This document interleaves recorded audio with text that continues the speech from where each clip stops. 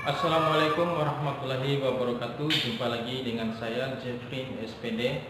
Pada kesempatan ini saya akan menjelaskan materi cara mengubah persen dalam bentuk pecahan biasa. Marilah saksikan. Saya akan menjelaskan materi ubahlah bentuk persen berikut menjadi pecahan biasa. Jadi saya akan mengubah bentuk persen ini ke dalam pecahan biasa. Oke, saksikanlah terus. Saya akan menjelaskan cara mengubah bentuk persen ke dalam bentuk pecahan biasa. Nah, perlu diketahui persen itu per 100.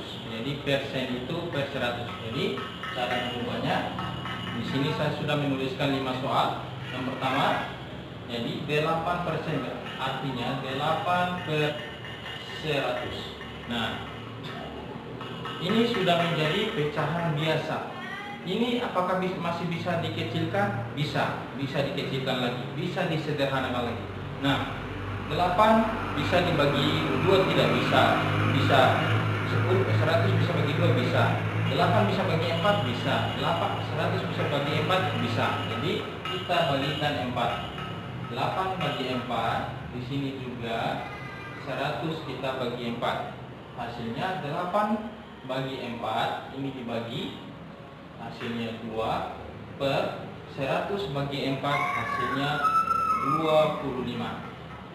Jadi hasil akhirnya 8% berubah ke bentuk pecahan biasa menjadi 2 per 25. Jadi begini cara mengubah bentuk persen ke bentuk pecahan biasa. Nah, yang nomor 2, 32 per 100, karena 32%. Jadi kita rubahnya dalam bentuk pecahan biasa. 32 kita bisa sederhanakan lagi, 100 juga bisa disederhanakan lagi. 32 bisa dibagi 4, 100 juga bisa dibagi 4. Di atas kita bagikan 4, di bawah juga kita bagikan 4. Nah, jadi kalau di atas kita bagikan 4, di bawah harus dibagikan 4 juga. Tidak boleh bagi dengan angka yang lain yang tidak sama.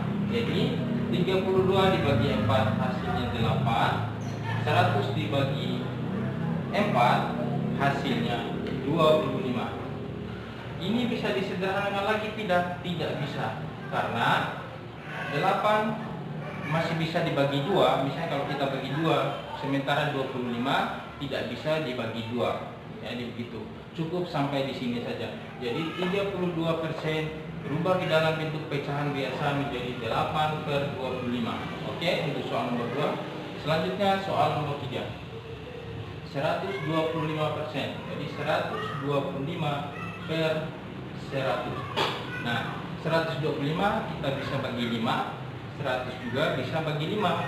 Jadi di atas kita bagi dengan 5, yang di bawah juga bagi dengan 5. Jadi 100 bagi 25 itu 25.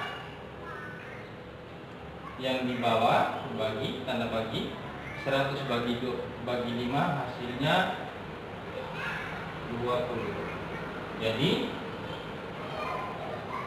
25 per 20. 25 per 20 masih bisa disederhanakan lagi, ya. Masih bisa disederhanakan lagi untuk 25 per 20. Ini di atas masih bisa kita bagi dengan 5, di bawah juga bisa bagi dengan masih bisa dibagi 5. Jadi ini bagi 5 lagi, yang bawah juga bagi 5. Di sini hasilnya 25 bagi 5 hasilnya 5.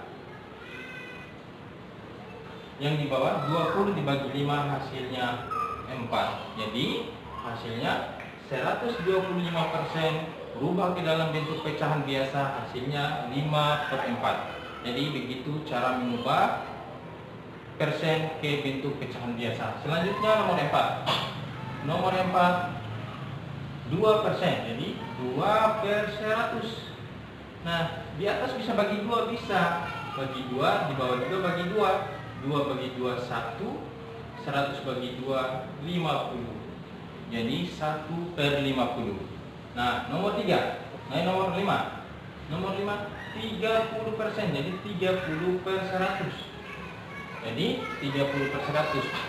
Di atas bisa dibagi dengan angka 5, di bawah juga bisa dibagi dengan angka 5.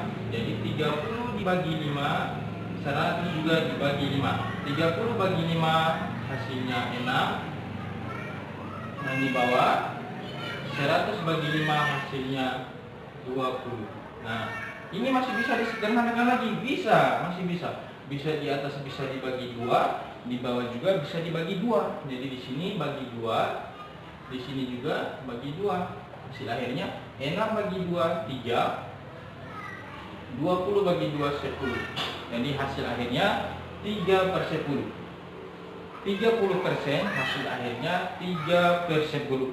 Jadi begitu cara mengubah bentuk persen ke dalam bentuk pecahan biasa. Jadi kalau disimak dengan baik-baik atau dinonton ulang baik-baik videonya, supaya adik-adik atau teman-teman atau kakak-kakak sekalian bisa paham, saya akan menjelaskan operasi penjumlahan bentuk pecahan. Jadi ini adalah bentuk operasi penjumlahan bentuk pecahan biasa. Jadi kita langsung saja. Ini 1/3 ditambah 1/4. Jadi penyebutnya ini kita harus samakan ya. Jadi kita harus menyamakan penyebut yang ada di bawah, yang di atas itu sebagai pembilang. Cara menyamakannya begini: cari angka yang bisa dibagi 4 dan yang bisa dibagi 3. Misalnya kita ambil perkalian yang di atas 4. 1 kali 4 4, 2 kali 4 8, 3 kali 4 12, 4 dikali 4 hasilnya 16. Nah, cari angka yang bisa dibagi 3 dan bisa dibagi 4. Di sini angka yang bisa dibagi 3 dan bisa dibagi 4 ini 12. Nah, di sini penyebutnya 12. Jadi kita ambil penyebutnya 12. 12 dibagi 3 hasilnya 4 ya. Terus ke sininya dibagi, naik ke atas dikali.